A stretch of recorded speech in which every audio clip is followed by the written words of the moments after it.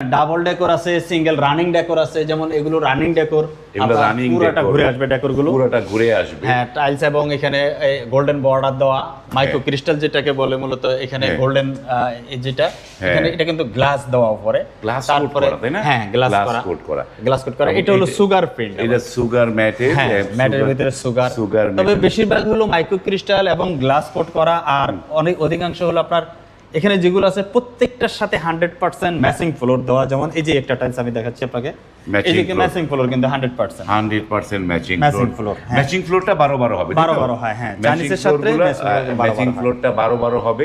এগুলো price range কিরকম পড়বে ভাই? এগুলো প্রাইস রেঞ্জ হলো 200 টাকা থেকে শুরু করে 290 টাকা পর্যন্ত আছে আমার এখানে, যেটা হলো বিগ সাইজের আছে।